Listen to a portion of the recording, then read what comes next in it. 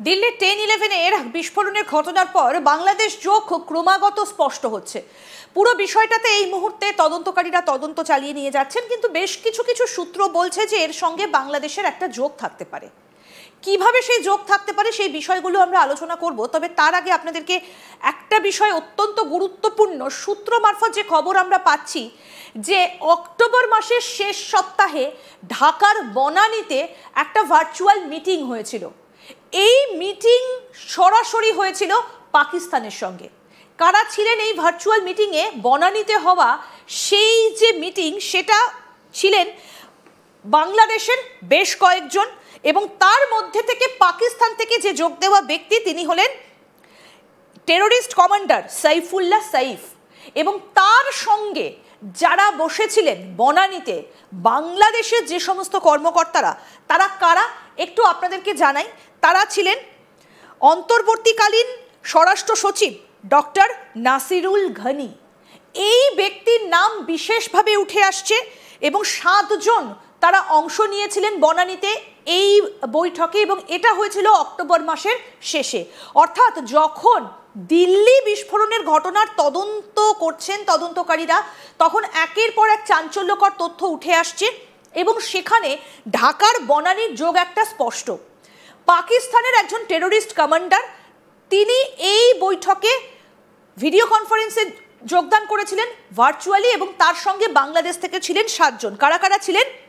জুবাইর আহমেদ চৌধুরী, ইত্তিসাম এলাহি জাহির, অন্তর্বর্তীকালীন স্বরাষ্ট্র সচিব ডক্টর নাসিরুল ঘনি, ঢাকা নর্থ কর্পোরেশনের সিইও মোহাম্মদ আজাজ, এবিটির সদস্য হাফিজ সুজাদুল্লাহ এবং হাফিজ আলী ফজুল। আরও একজন ছিলেন, তিনি হচ্ছেন বিস্ফোরক বিশেষজ্ঞ সুমন আহমেদ। এই তথ্য প্রাথমিকভাবে উঠে এসেছে। সুতরাং এখন প্রশ্ন হচ্ছে, তাহলে কি এবার ঢাকার বনানী সেখানে ইন্ডিয়ান এয়ারফোর্স সার্জিক্যাল স্ট্রাইক চালাতে পারে? আমরা দেখেছি সার্জিক্যাল স্ট্রাইক কিন্তু ভারত আগেও চালিয়েছে, কিন্তু টার্গেট হবে কোন কোন জায়গা, কারাই বা টার্গেট হবেন, কি ঘটনা? আমরা পুরো এই বিষয়টা সম্পর্কে আলোচনা করব। আমাদের সঙ্গে রয়েছেন ডিফেন্স বিশেষজ্ঞ বিশ্লেষক আর কে শ্রীবাস্তব। স্যার, আপনাকে স্বাগত জানাই আজ তাক বাংলায়। এই যে একটা এত বড় প্রেক্ষাপট, যখন দিল্লির 10-11 ঘটনার একটা তদন্ত উঠে আসছে, তখন দেখা যাচ্ছে যে বাংলাদেশ যোগটা আস্তে আস্তে স্পষ্ট হচ্ছে। তাহলে কি ভারতের সার্জিক্যাল স্ট্রাইকের পরবর্তী টার্গেট এই ঢাকার বনানী হতে চলেছে? ধোয়া ধোয়া হয়ে যাবে, ভেঙে দেওয়া হবে। এটা নতুন ভারত।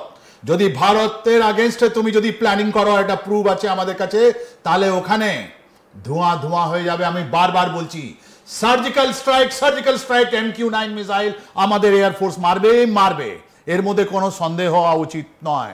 আপনি কত সুন্দরভাবে বলে দিলেন, অক্টোবর লাস্ট টাইমে বাংলাদেশ মাটিতে ভারতের আগেনস্টে যেটা ষড়যন্ত্র হয়েছে, এটা ফাঁস হয়ে গেছে। বানানী কোথায়? বানানী ঢাকাতে একটা আছে, ওখানে একটা যেরকম গুলশান কলোনি আছে, ওরকম বানানী একটা জায়গা যেখানে আপস্কেল অনেক বড় বড় হোটেলগুলো আছে। ওই হোটেলে কি হয়েছিল লাস্ট উইক অফ অক্টোবর? বাংলাদেশকে জবাব দিতে হবে। এই ইউনূস একটা সন্ত্রাসবাদী সংগঠনের একটা নেতা, ওনাকে জবাব দিতে হবে। 140 কোটি লোককে বা এই যে ইউনূস আছে ওকে জবাব দিতে হবে। আমরা এক কণ্ঠে বলছি, যারা ভারতের আগেনস্টে করবে আমরা ধোঁয়া ধোঁয়া করে দেব। যেরকম জানেন আমেরিকা করেছে, আপনার আমেরিকা করলো কোথায়? আপনার ওসামা বিন লাদেন আবাটাবাদ, এই আপনার আল কায়দা চিফ ডক্টর আল জোহরি কাবুলে, আর জেনারেল সোলেমানি আপনার তেহরান ইরানে করলো। ওরকমই ইসরায়েলে দেখে নিন আপনি, যেরকম নাসরুল্লাহ মারা গেল, যেভাবে ওদের লোক মারা গেল, হানাইয়া মারা গেল, ওরকম আমরাও ছাড়বো না যারা এই দিল্লি যেটা বম ব্লাস্টে জড়িত ছিল। আগে থেকেই বলা হতো আমাদেরকে, এটা white collar job. White collar করে কোনো সন্ত্রাসবাদী সংগঠন পুরো বিশ্বে নেই।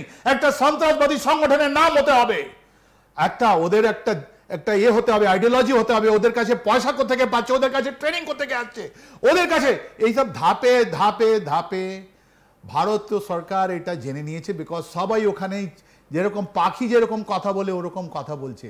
আর ওর মধ্যে আছেন এই স্বরাষ্ট্র সচিব আপনার নাসিমুল ঘানি, যাকে আপনি দেখছেন মাঝখানে। ইনি কে?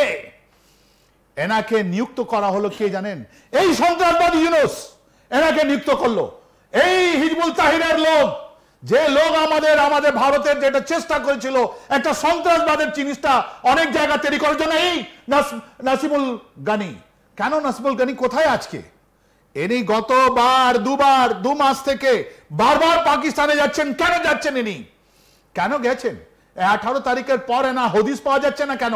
ইনাকে তো অ্যাপয়েন্ট করা হলো, ইউনুস করেছে। ইউনুসকে জবাব দিতে হবে 140 কোটি ভারতকে। একটু থামাবো, আমি নাসিমুল ঘনি সম্পর্কে একটু দর্শকদের জানিয়ে রাখতে চাইবো।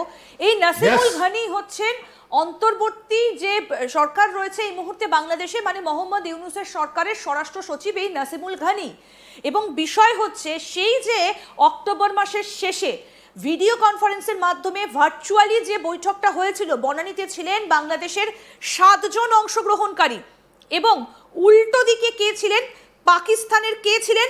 পাকিস্তানের একজন টেররিস্ট কমান্ডার, তার উপস্থিতিতে এই বৈঠকটা হয়েছিল। এখন প্রশ্ন হচ্ছে তাহলে কি সেখানে প্ল্যানিং হয়েছিল? সাইফুল্লাহ সাইফ এই বৈঠকে ছিলেন, তাহলে কি আলোচনা হয়েছিল সেই বৈঠকে? এবং তারপর কেন হঠাৎ করে নাসিমুল ঘনি পাকিস্তানে পলাতক, পাকিস্তানে চলে গেলেন?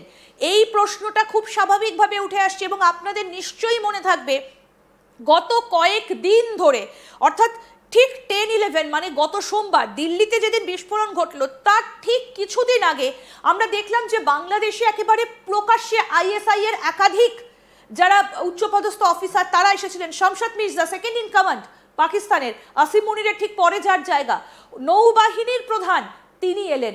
তাহলে কি এই প্ল্যানটা দিল্লিতে বসে বসেই পাকানো হয়েছিল? কে এই নাসিমুল ঘনি? স্যার আপনার কাছ থেকে একটু স্পষ্ট হতে চাইবো, এই নাসিমুল ঘনি আসলে কে? নাসিমুল ঘনি হিজবুত তাহরিরের, উনি ওখানে সংস্থাপক আছেন বাংলাদেশে। 2024 আগস্টে যেটা ওখানে ইলেক্টেড প্রাইম মিনিস্টারকে সরানো হলো, ওর মধ্যে ছিলেন নাসিমুল ঘনি। ইনি একটা সিভিলিয়ান, এনাকে স্বরাষ্ট্র সচিব বানালো কে? এই ইউনুস বানিয়েছে। ইউনুসকে জবাব দিতে হবে আজকে ইনি কোথায়। ইনি এই নভেম্বর মাসে 2 বার পালিয়েছেন ইনি পাকিস্তানে। 14 তারিখে এনাকে ডাকা হয়েছিল ওদের লিগালেতে, রাইট? ওদেরকে ডাকা হয়েছিল এনাকে কি তোমার अगेंस्टे অনেকগুলো কথা এভিডেন্স ইন্ডিয়া রিপ্রেজেন্ট করছে।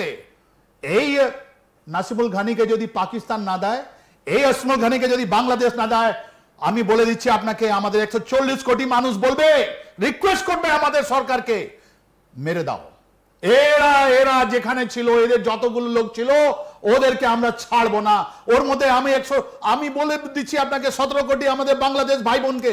এই দেখুন ধাপে ধাপে যেরকম পেঁয়াজের যেরকম যেটা খুলে একের পর এক পর্দা বেরিয়ে যায়, ওরকম বেরিয়ে গেছে। এই নাসিমুল ঘনি, এই আপনার আব্দুল করিম ভৈয়া, এই মেজর জিয়া, এরা সব মিলে মিশে ওখানে আমাদের 2 বছর ধরে এরা প্ল্যানিং করছিল আমাদের ইন্ডিয়াকে ডিস্টার্ব করার জন্য।